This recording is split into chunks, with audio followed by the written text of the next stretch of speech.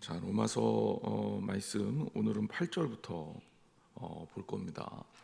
8절 말씀에 변함없이 문화나라 시리즈가 계속 나오고 있어요. 지금 이제 벌써 3주째 문화나라를 했기 때문에 여러분들이 약간 지루해질 수 있는데, 이 문안이 그냥 문안이 아니잖아요. 그래서 오늘 또한 이 문화나라는 이 바울의 부탁을 한번 말씀을 통해서 나눠보도록 하겠습니다. 중요한 것은 어떤 이들이 바울의 이름을 통해서 언급이 되고 있는지, 바울의 입을 통해서 언급되고 있는 그 이름들이 가지는 그 위치와 또 우리들에게 주는 아주 짧지만 강력한 교훈들은 어떤 것이 있을지, 그것들을 좀 생각해 보도록 하겠습니다. 근데 의외로 내용은 별거 없을 수 있는 게, 여기에 이 대상자들로 나오는 한 사람 한 사람이 초대교회에서 그렇게 알려지거나 비중 있는 사람들이 아닙니다. 그래서 솔직히 얘기하면 정확하게 누군지도 몰라요. 신학자들은 이름과 이 짤막하게 소개되는 근거들을 통해서 그래도 연구하고 추측해서 여러 가지 의미들을 생각해내고 있습니다. 이제 우리가 하나하나를 좀 살펴보면서 생각해 보도록 하겠습니다. 주 안에서 내 사랑하는 암블리아에게 문안하라. 그 암블리아라는 이름이 나오는데, 아까도 얘기했지만 암블리아라는 이름이 뭐 성경의 다른 곳에서 중복돼서 나와서 우리가 알 수 있는 그런 이름이 아닙니다. 근데 다만 우리가 알 수 있는 것은 뭐냐면, 일단 암블리아라는 이름이 좀 흔한 이름이에요. 그리고 이 이름이 특징적이라는 것은 황제 가문에 많이 사용된 이름입니다. 그러니까 초기 이 기독교 묘지나 카타콤 비문에도 많이 나오는 이름인데, 바울이 이 암블리아라는 인물 앞에 내 사랑하는 이라는 다정한 수식어를 붙이고 있다는 사실입니다. 그러니까 적어도 그리스도를 통한 서로 깊은 관계의 우정이 바울과 암블리아 사이에는 있었다.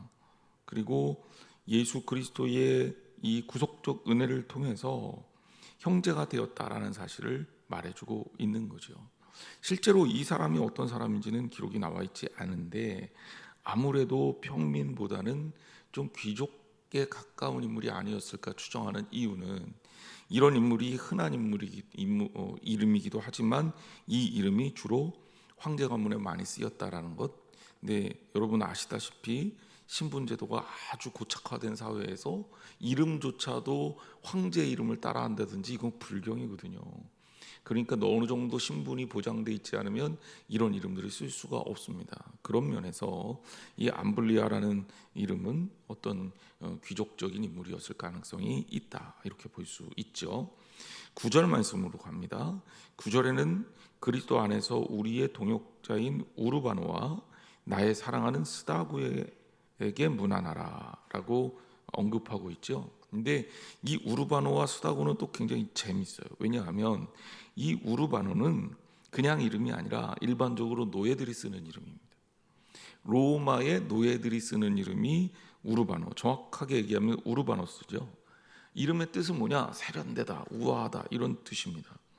자, 앞에는 황제들이 주로 쓰는 암블리아라는 이름이 바울에 의해서 사랑하는 이라는 단어를 써서 언급됐고, 여기에 우르바노는 우리의 동역자 우르바노라는 이름으로 언급이 되는데, 아마도 우르바노는 노예 출신이었을 것으로 보여집니다.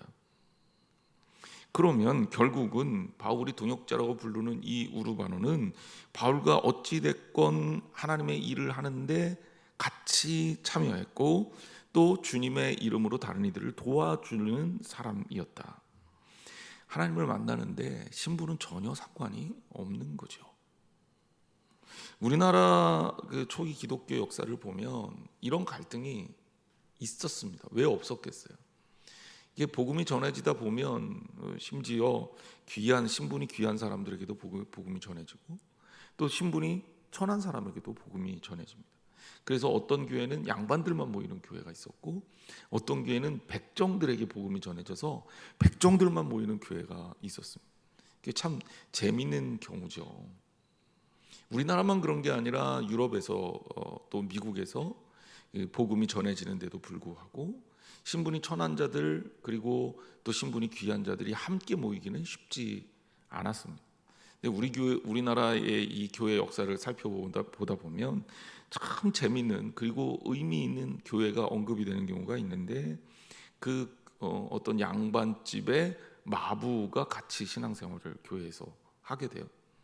근데 이 양반하고 마부하고 신앙생활을 같이 열심히 신앙생활을 하다가 장로 피택되는 자리에 섰는데 양반이 피택이 된 게 아니라 마부가 피택이 돼요.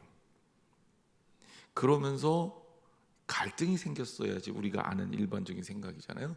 그 교회에 같이 예배드렸다는 것도 신기한데 전라도에 있는 교회입니다.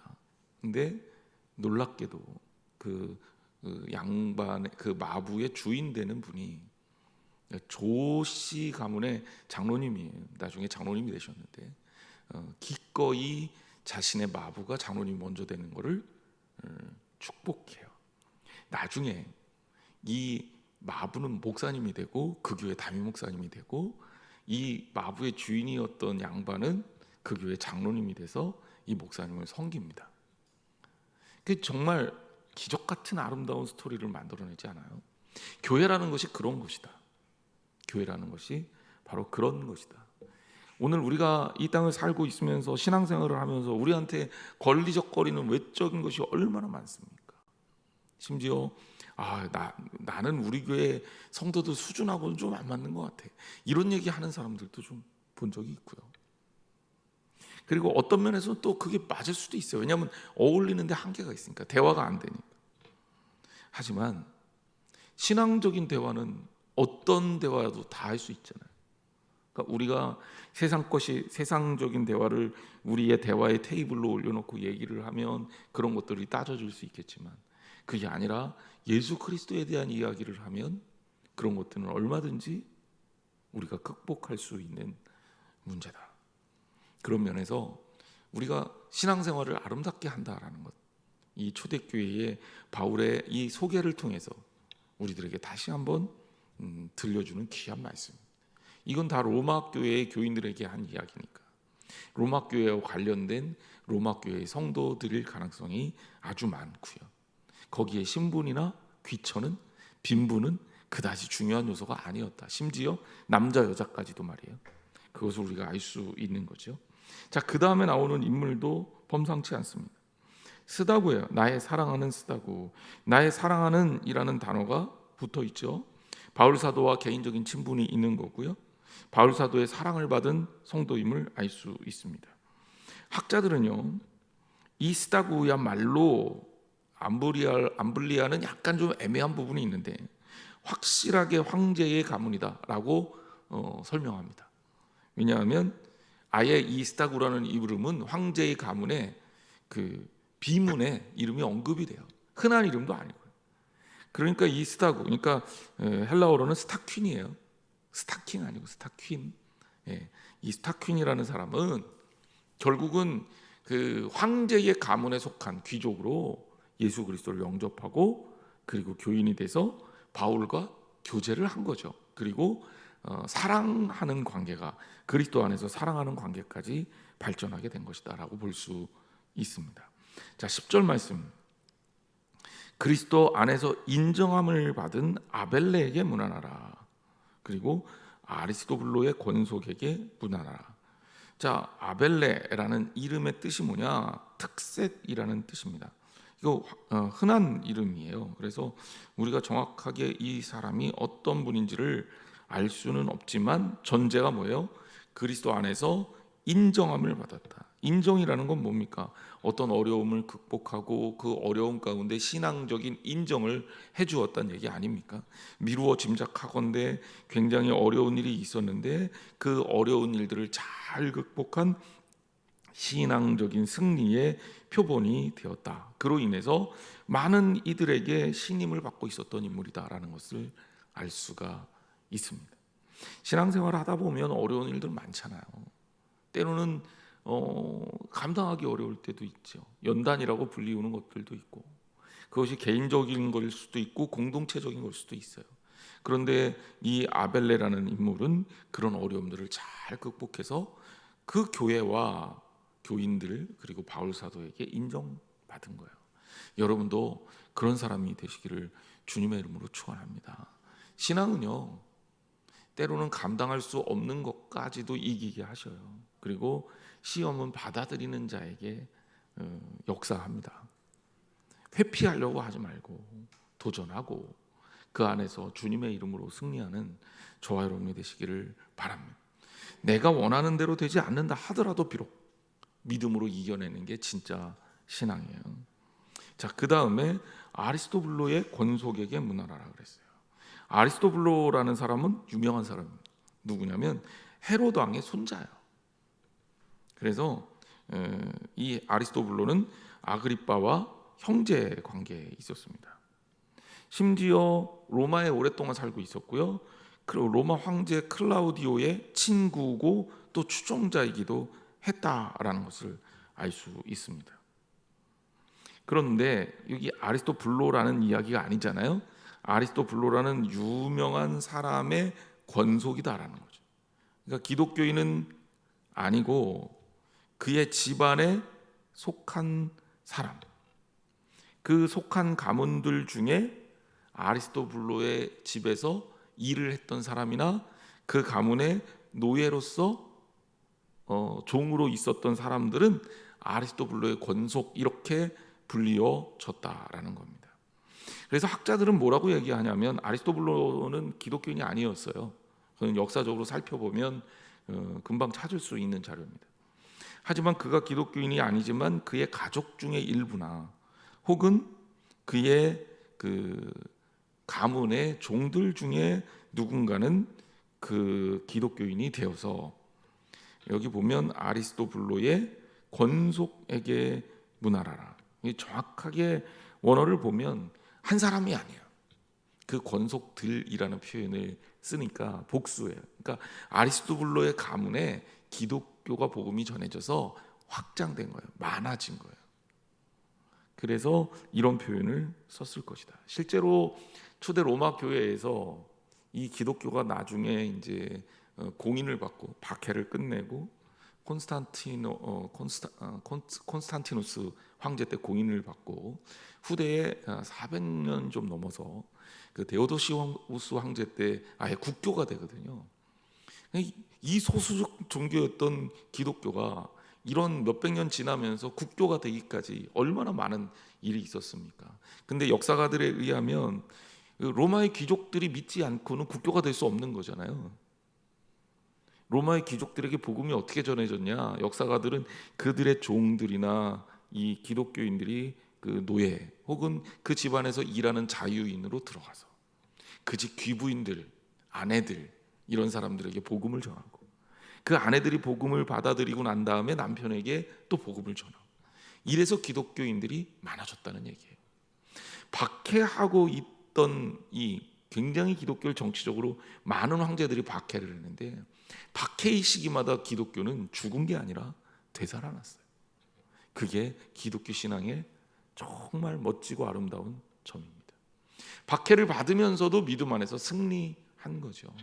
오늘 이 땅을 사는 우리들이 하나님 안에서 산다라는 게 어떤 것인지 다시 한번 진지하게 좀 생각해 봐야 될 부분이기도 합니다. 어쨌든 이 아리스토블로의 권속들은 굉장히 많은 부분에서 꽤 되는 숫자가 이 교회 안에서 신앙생활을 하고 있었다라는 것을 바울이 알고 있었고 그들에게 문화할 것을 권면하고 있습니다. 자, 16장 11절 내 친척 헤로디온에게 문안하라. 또 나아기수의 가족 중 주 안에 있는 자들에게 문안하라. 자, 헤로디온도 친척이라고 부릅니다. 우리 지난주에 친척에 대해서 설명을 드렸어요. 두 사람을 바울이 친척이라고 불렀는데 혹시 누군지 아세요? 그렇죠. 안드로니고와 유니아입니다. 그리고 유니아와 안드로니고는 부부였을 것이다. 유니아가 혹은 사도로 불렸을 가능성도 있다라는. 근데 이거는 논쟁 중이다. 이렇게 설명을 드렸었죠. 헤로디온도 친척이라고 부릅니다. 친척이라는 것은 피 섞인 친척 아니라 그랬죠. 유대인임을 알 수가 있습니다. 유대인 동료, 동족, 이스라엘 사람들을 말하는 거예요.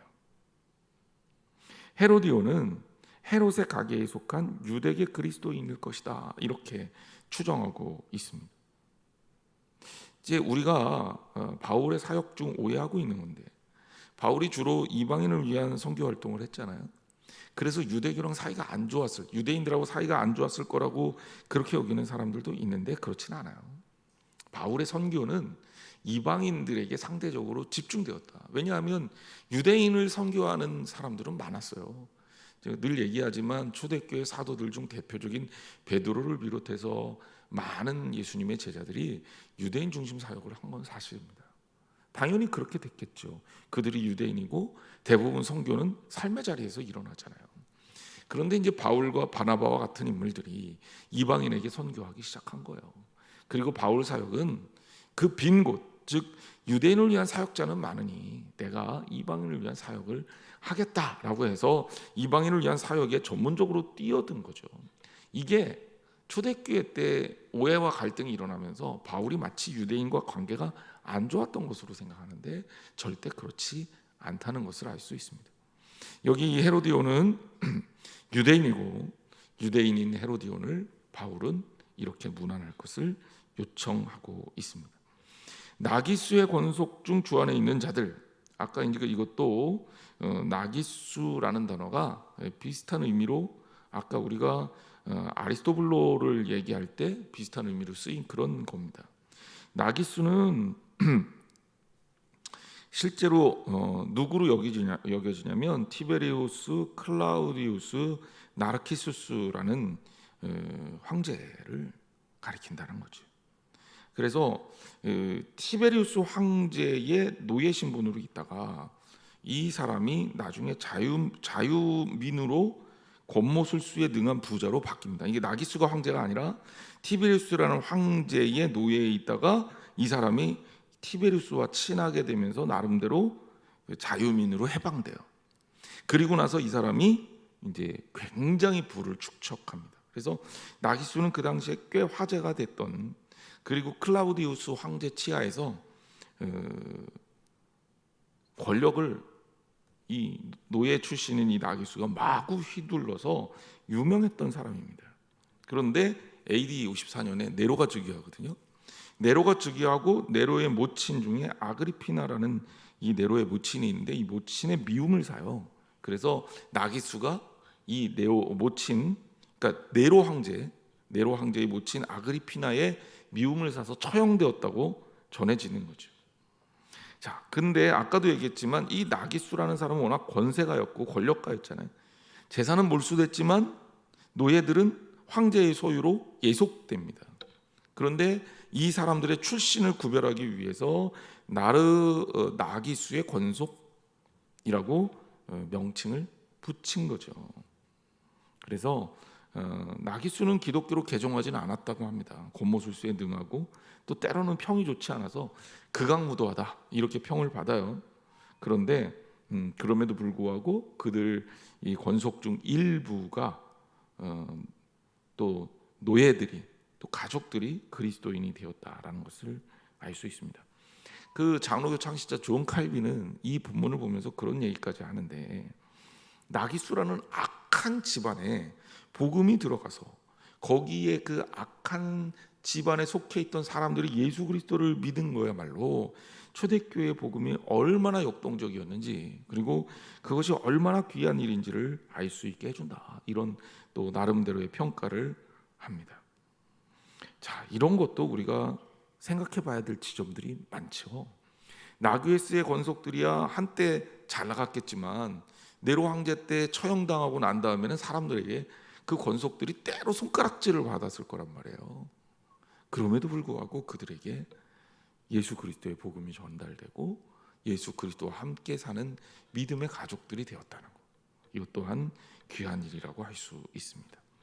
자, 12절, 주 안에서 수고한 두루베나와 두루보사에게 문안하라. 주 안에서 많이 수고하고 사랑하는 버시에게 문안하라. 두루베나와 두루보사, 이제 조금 얘기할 만한 사람들이 나오기 시작합니다. 이 이름이 비슷하죠. 이름이 비슷한데 두 이름의 뜻이 뭐냐면 화사하다, 우아하다 라는 뜻이에요. 같은 이름의 뜻을 갖고 있고 뒤에 어미만 살짝 바꾼 거예요.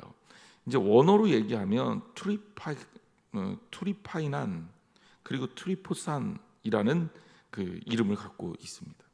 근데 이제 우리가 한자어로 번역하다 보니까 두루베나 두루보사 이렇게 번역한 거죠.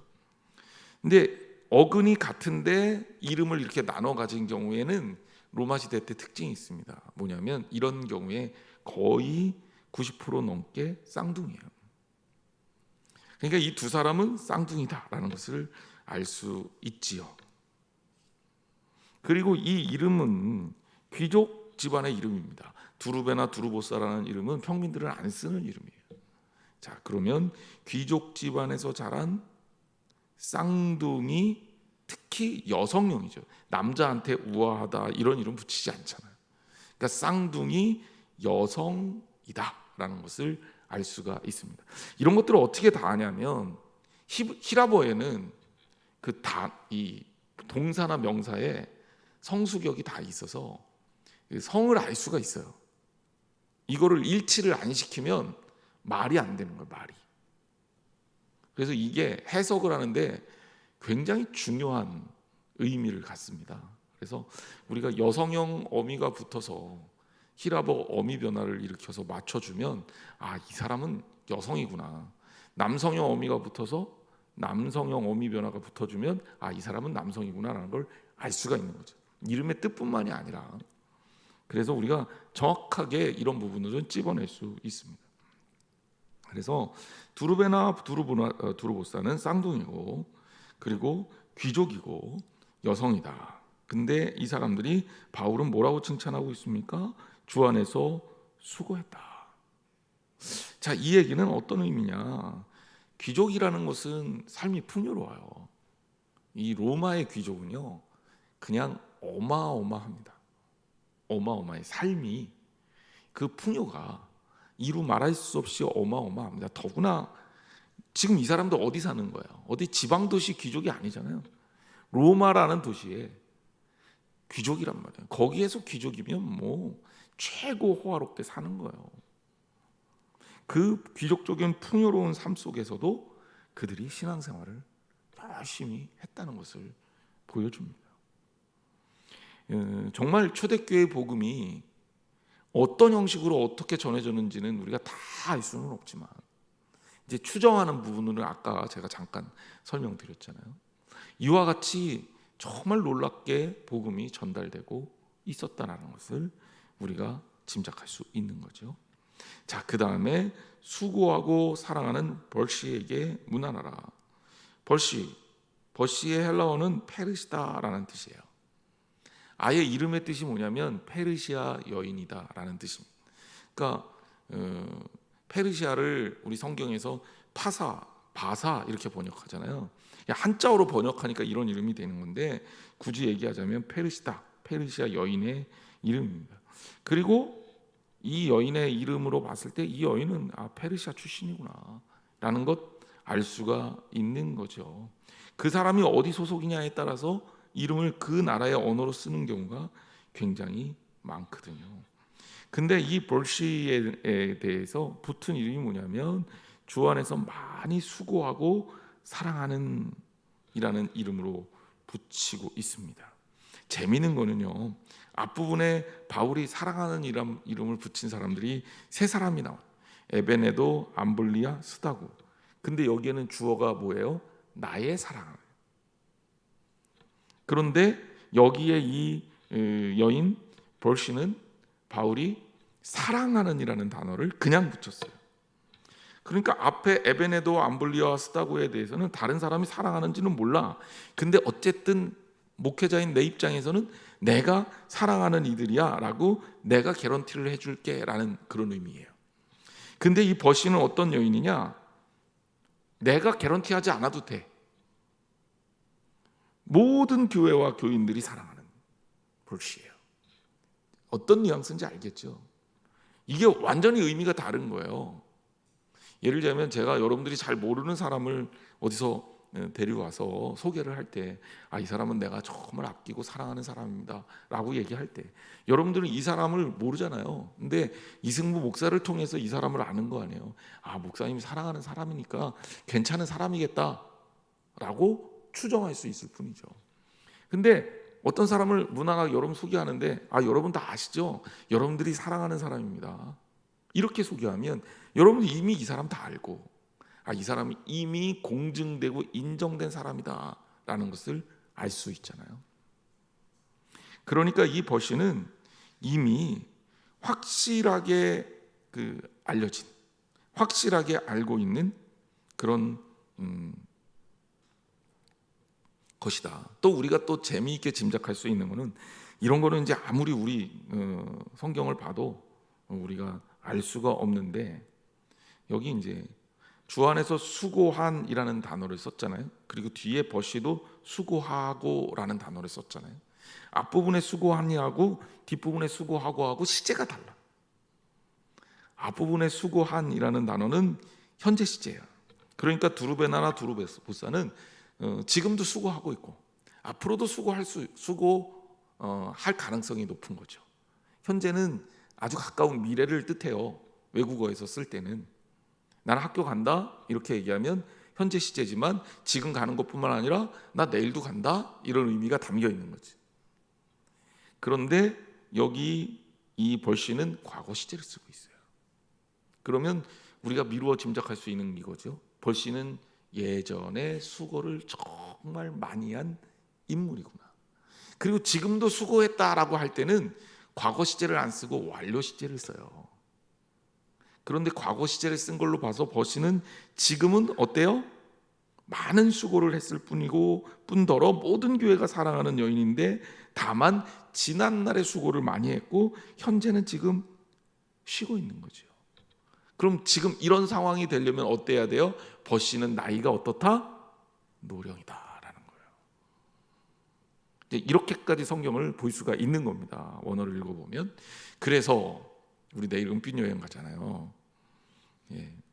신앙생활 평생 동안 열심히 하고, 그리고 사실은 뭐 저는 더 잘해드리고 싶은 마음이 굉장히 큰데, 우리 권사님들 또 우리 집사님들 그렇게 같이 은빛 여행을 하루라도 잡아서 가는 그 과정이 조금 여러 가지 사정상 어려운 부분, 제한적인 상황이 너무 많지만 과거에 수고하신 분들을 잘 대접하고자 하는 우리의 사랑의 표현이다, 교회에서는. 근데 이런 것들이 의미가 있는 일이라는 거죠. 그리고 벌시는 바로 그러한 여인이다. 그런데 얼마나 수고를 많이 했으면 모든 교인들이 다 사랑해. 그리고 바울은 수고했었어요 이렇게 표현을 하는 거예요. 여러분, 우리가 나이 먹고 신앙생활을 하고요, 나이가 들면 이제 또 몸이 불편해서 더 이상 수고할 수 없는 상황에 이를 수 있잖아요. 하지만 적어도 우리가 이 버시와 같은 신앙생활을 멋지게 한다는 거 진짜 아름답고 건강한 일 아니겠습니까? 우리 한양제일교회 사랑하는 우리 연세 드신 우리 권사님들, 집사님들, 이 벌시와 같은 아름다운 신앙의 여정을 사시기를 주님의 이름으로 축원합니다. 우리 장로님들은 물론이고요. 그러니까 여러분, 이 나이든 노령이 된 이 버시를 소개하는 바울의 마음이 어떨까? 저는 목회자의 마음으로 이 본문을 읽었어요. 바울이 이 버시를 소개할 때는 또 특별한 마음이 들겠다. 제가 이 로마서를 준비하면서 이 문하나라 시리즈는 처음부터 지금 계속 반복해서 계속 보는 거기 때문에 이제 뒤로 갈수록 여러분들한테 얘기할 게 많은데, 벌써 이게 지금 세 차례 네 차례 제가 지금 보고 있는 거거든요. 근데 이 버시라는 여인을 소개할 때, 읽을 때마다 제 마음에 목사한테 그리고 목회자한테 이렇게 기억될 수 있는 여인, 그리고 이렇게 기억될 수 있는 사람, 그렇게 알려지면 정말 감사한 일이겠다. 나도 누군가에게 나중에 나이가 들어서 소개되어질 때, 기억되어질 때 사랑받고, 어떤 목회자가 이승무 목사를 이야기할 때 그 사람 정말 수고 많이 했었지, 이렇게 얘기할 수 있으면 정말 행복하겠다라는 생각을 해봅니다. 그래서 이 과거 시제, 현재 시제의 차이를 그렇게 또한 보여주고 있다라는 것을 우리가 알 수 있습니다. 자, 13절. 주 안에서 택하심을 입은 루포와 그의 어머니에게 문안하라. 그의 어머니는 곧 내 어머니니라. 자, 루포라는 이름이 언급이 됩니다. 그리고 그의 어머니가 언급이 되어 루포. 성경 많이 보시는 분들은 언뜻 본 적 있는 것 같은데 생각이 들 거예요. 혹시 아세요? 예, 모르셔도 돼요. 한번 찾아봅시다. 마가복음 15장 21절이에요. 마가복음 15장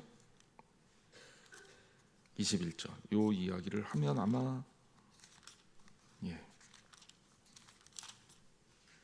마가복음 15장 21절. 루포를 찾아봅시다. 자, 누가 찾으신 분 한번 크게 좀 읽어 봐 주실래요? 안 들려요, 크게. 우리 함께 읽을게요. 그러면 시작.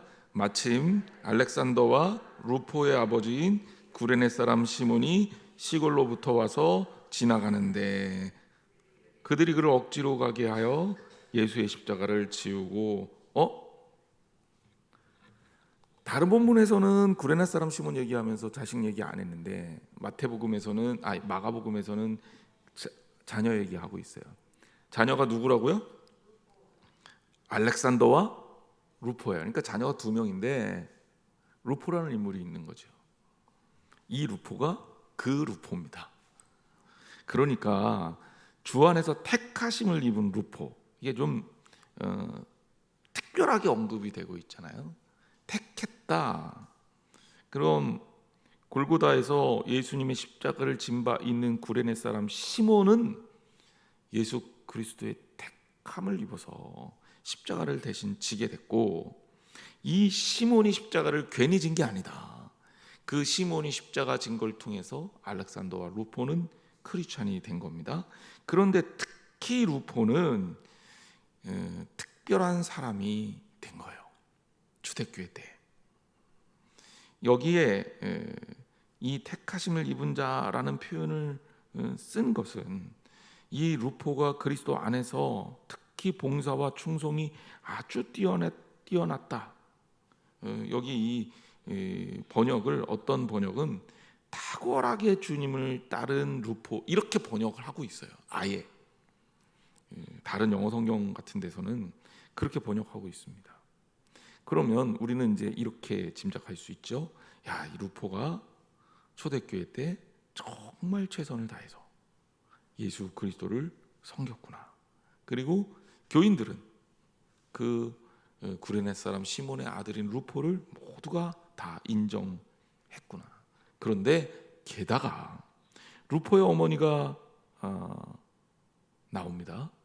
루포의 어머니는 내 어머니다. 바울의 어머니가 실제로 루포의 어머니랑 동일 인물일 리는 없죠. 여기에 바울이 내 어머니라고 얘기한 거는 루포의 어머니는 친어머니고 바울의 내 어머니는 바로 그 어머니와 같은 돌봄을 받았음을 설명하고 있는 거예요. 루포의 어머니가 누굴까요? 구레네 사람 시몬의 아내인 거예요. 아내. 초대교회 때 루포의 어머니, 구레네 사람 시몬의 어머니가 시몬의 아내가 바로 이름도 알려져 있지 않아요. 이름이 언급이 되지 않아요. 그런데 바울이 루포를 생각할 때 같이 떠올라. 그 어머니가. 그리고 그 어머니가 바울에게 대해서 너무 잘해준 거죠. 실제로 이제 학자들 가운데는 바울이 수리 안디옥에 있었을 때 굉장히 어려웠을 거다. 그런데 그때 아마도 이 루포의 어머니를 만나서 깊은 사랑을 받은 것 아니겠느냐. 그래서 그를 친절한 사랑으로 돌봐준 것 아니겠느냐라는 것을 추측하고 있습니다.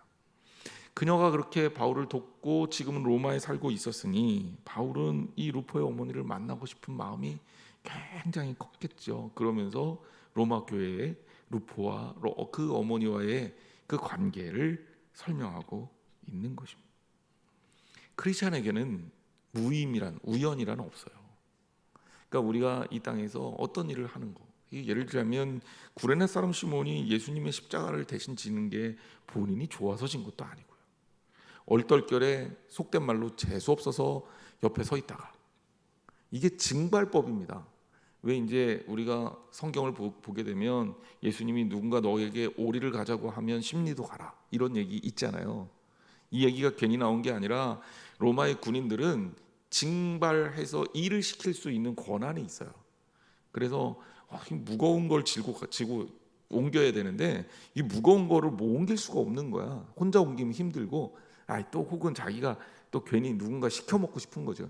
그럴 때 자유롭게 로마의 군인들이 누군가에게 이 짐을 맡길 수 있어요. 근데 제한이 있는 거예요. 한없이 맡길 수는 없으니까 오리까지는 날라줘라. 근데 당하는 입장에서 좋겠어요, 싫겠어요? 싫죠. 그 뭐 나도 바쁜 일 있는데 로마 군이 거기 일로 와봐, 이거 들어, 그럼 들어야 되는 거예요. 그게 얼마나 화가 나겠어요.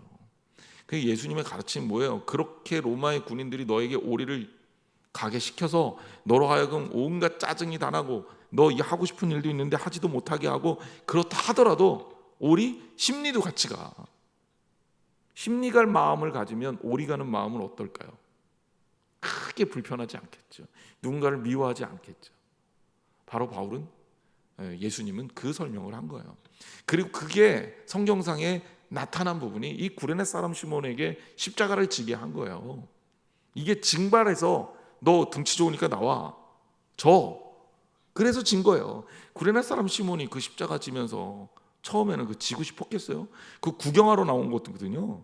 사실 뭐 예수님을 따랐는지 어땠는지 성경은 전혀 언급하지 않지만 일반적으로 뭐 생각할 때 예수님의 제자들이 다 도망갔던 걸로 봐서 예수님 열심히 쫓아다니던 사람들은 그 자리에 없었을 가능성이 많고, 구레네 사람 시몬도 그냥 뭐 저 사람 소문은 들었는데 좀 힘들겠다 이러고 이제 구경 나왔다가 재수없게 걸려서 십자가를 지게 된 거죠. 그런데 우리는 추측할 수 있는 거죠. 이거는 아무도 알 수 없지만 예수 그리스도를 따라서 십자가를 대신 지고 골고다 언덕을 올라갔던 구레네 사람 시몬의 마음에 그때의 감격과 또 나름의 심리적인 변화가 있었을 것이다. 그러니까 구레네 사람 시몬뿐만 아니라 그의 자녀들이 이렇게 예수 그리스도 안에서 성장해서 루포는 초대교회에 아주 훌륭한 뛰어난 인물이 되고, 그리고 예수 그리스도를 위해서 헌신하는 사람이 되고, 루포의 어머니는 바울 사도의 어머니와 같은 존재가 됐다. 이렇게 미루어 짐작한다면 여러분, 때로는 하나님이 우리에게 어떤 일을 시키더라도 그 일들을 통해 하나님의 은혜가 주어질 수 있다는 사실을 기억하시기를 바랍니다. 불평과 불만보다는 감사와 은혜로 수용하고 받아들이는 신앙이 우리들에게 필요한 겁니다. 14절 말씀, 아순그리도와 블레곤과 허메와 바르도바와 허마와 및 그들과 함께 있는 형제들에게 문안하라. 이게 뭐 이름이 길어요. 단순히 이름만 나옵니다. 칭찬이나 설명은 나오지 않아요. 아마도 앞에 소개했던 사람들보다는 바울에게 인상적이지 않았던 거죠. 근데 이들 다 남성형 어미를 쓰고 있고 남성으로 알려져 있습니다. 어떤 특수한 지역이나 직업에 종사하는 사람이었을 거다. 또 어떤 학자들은 이 사람은 뭐 노예 혹은 노예에서 해방된 자들로 그리스도인이 된 사람들일 거다, 이렇게 추측합니다. 자, 16절에도 사람들의 이름이 나옵니다. 빌롤로고와 율리와와 또 네레와 그의 자매 올름바와 그들과 함께 있는 모든 성도들에게 문안하라. 여기도 이제 뭉뚱거려서 언급이 되고 있습니다. 뭐 우리가 다 일일이 다 살펴볼 수는 없지만 나름대로 신앙 공동체를 잘 형성되고 있었던 사람들로 보여집니다. 자, 오늘 말씀의 핵심은 우리가 이제 16절에서 이제 결론을 지어야 돼요. 우리 함께 16절 다 같이 읽겠습니다. 시작. 너희가 거룩하게 입맞춤으로 서로 문안하라. 그리스도의 모든 교회가 다 너희에게 문안하느니라. 아멘. 자, 여기에 입맞춤이라는 표현을 쓰고 있죠. 초대교회 성도들은 뭐 인사법이 있었는데 그 중에서도 이 키스죠. 키스하는 인사법이 있었다는 거죠. 주로 남자들은 남자들끼리, 여자들은 여자들끼리 입맞춤을 나누는 습관들이 있었다고 하는데, 바울은 여기에 입맞춤으로 서로 무난하라라는 표현을 쓰고 있습니다. 자, 그러면 문자적으로 우리가 해석해서 교회 이제 나갈 때마다 뽀뽀를 해드리는 그런 어떤 공동체를 만들어야 되겠다, 이게 결론이 될 수는 없고요. 입맞춤은요, 아무렇게나 하는 인사는 아니에요. 이 얘기는 뭐냐면 아주 가깝지 않으면 할 수가 없는 인사예요. 생각해 보십시오. 아무에게나 입맞춤 하겠습니까? 사랑해야지, 존경해야지 가능한 게 입맞춤이에요. 성도들 간의 관계에 있어서 얼마나 우리가 이 끈끈한 끈으로 연결되어 있는지를 바울이 설명하고 있는 거죠. 모든 교회의 일체감을 나타내고 그리스도의 사랑의 줄로 함께 묶여져 있는 것을 설명하고 있는 겁니다. 로마서 주석을 쓴 찰스 스윈들은 이런 표현을 했습니다. 나를 사랑하지 않으면 나에게 입맞추지 말아라. 이런 표현을 씁니다. 아마도 초대교회 교인들의 관계를 바울이 아주 끈끈한 관계로 유지하고 부탁하고 싶었던 것 같아요. 우리 성도들 간의 관계가 어떠해야 될지도 설명해주고 있는 겁니다. 그리고 오늘 우리가 이 문안 시리를 쫙 하면서 한 3가지 정도의 교회의 몸에 대한 진리를 우리가 깨달을 필요가 있어요. 첫째, 우리가 알 수 있는 것은 그리스도의 몸은 그 연합의 종류가 여러 가지라는 거예요. 신분이나 빈부나 귀천이나 남성이나 여성이나 어떤 관계로 어떤 계층에서 만나든지 우리는 그리스도 안에서 한 몸이다라는 것을 알려줍니다. 이 교회 안에는 차별은 절대 있을 수가 없는 거죠. 그래서 우리 안에 서로 높은 자는 낮아지고 낮은 자는 높아지는 관계를 통해서 그리스도로 하나 되는 아름다운 공동체를 이뤄야 될 줄 믿습니다. 이제 연말만 되면 교회가 속해 나누려고 그러면 목사님 저는 이 속해는, 목사님 저는 이 속장님과는, 목사님 저는 이 성도와는 뭐 이러면서 자꾸 이제 얘기를 하는 경우가 많은데, 사실 자꾸 이렇게 얘기 나오면 저는 정가의 보도를 꺼낼 거예요. 제비뽑기 할 겁니다. 그러면 개판이 되겠죠. 그러지 않기 위해서. 왜냐하면 제가 하도 청년들 데리고 수련회를 가는데 청년들이 수련회만 가면 저 때문에 뭐 가니 안 가니 말이 많아갖고 진짜 전체 청년들을 제비 뽑았던 적이 있어요. 불만이 당연히 나왔겠죠. 뭐 제비 뽑으니 어쩌고 저쩌고 막. 그렇지만 제비 뽑아서 수련회를 해봤는데 아무 문제도 없이 잘 끝났습니다. 그러니까 여러분, 그거는 사람의 생각이에요. 그리고 여러분 생각해 보세요. 내가 저 사람이 그냥 싫어. 그러니까 이 싫다는 게 겪어서 싫은 것도 있지만 그냥 싫은 경우도 참 많더라고요. 불편해. 안 맞을 것 같아. 근데요, 기적은 거기서 일어나요. 안 맞을 것 같은데 의외로 맞게 되면 거기서 하나님의 은혜가 더 느껴지는 거거든요. 그리고 품을 수 없는 자를 품는 게 그리스도의 사랑이잖아요. 그러니까 어떤 상황이 되더라도 여러분이 감사함으로 받아들이고, 또 누군가 여러분들에게 그런 얘기를 하면 그런 얘기에 대해서 아유 나도 그래, 이렇게 우리 같이 얘기하자, 이렇게 얘기하지 말고 그분을 설득해서 그리스도 안에 사랑이 뭔지를 서로 간의 관계 가운데 알게 하는 게, 그게 중요한 겁니다. 그래서 우리 안에 아름다운 관계로 연합됐다라는 것을 여러분들이 꼭 기억해야 합니다. 그래서 우리 안에 차별과 이런 어떤 구별과 터부와 이런 것이 없고 그리스도 안에서 서로 사랑으로 입맞춤할 수 있는 관계가 되어야 됩니다. 두 번째는 그리스도의 이 몸을 이루는 교회에 있어서 봉사는요, 때로는 유명하지 않은 사람들 통해서도 이루어진다라는 거예요. 여기 여러 사람이 언급이 되어 있어요. 그런데 여러분, 이 사람들의 이름이 성경 다른 데 잘 안 나와요. 그냥 이름만 언급된 거, 그렇다고 이 사람들이 아무것도 안 했냐? 그거 아니잖아요. 게다가 바울이 언급하지 않은 교인들도 많았을 거예요. 하나님은 기억하신다는 사실이고, 교회는 그런 사람들에 의해서 움직여지는 겁니다. 한두 사람이 이름이 알려졌다 그래서 그 사람이 일을 다 하는 게 아니라는 거죠. 그리고 오히려 안 알려진 이런 사람들의 헌신이 아름다운 교회를 이룬다, 이것을 알려주는 거죠. 세 번째는 그리스도의 몸은 우리의 현실적인 삶에서 인정돼야 된다라는 겁니다. 아주 심플하죠. 아주 이상적이고 환상적인 그런 사랑이 아니라 바울이 언급한 일들을 보면 굉장히 일상적인 일 속에서의 만남이에요. 브리스가와 아굴라 이야기서부터 그 나오는 루포의 어머니 이야기까지 어쩌면 그가 이렇게 만나서 서로 교제하면서 느꼈던 관계 속에서 사랑을 나누고 공동체를 이뤘다는 사실입니다. 아주 특별하지 않아도 괜찮아요. 아주 대단하지 않아도 괜찮아요. 여러분이 살면서 여러분 주변에 있는 아주 자연스럽게 만나는 우리 성도들과 아름다운 교제를 하게 되면 그러면 하나님께서 기뻐하시는 믿음의 공동체를 이룰 수 있다는 사실을 깨달으시기를 바랍니다. 그래요. 내가 할 수 있는 한 내 주변과의 관계 속에서 그리스도의 사랑을 실천하는 일부터 하세요. 그러면 하나님께서 우리 공동체를 아름답고 건강하게 세워 나가실 겁니다. 기도하겠습니다.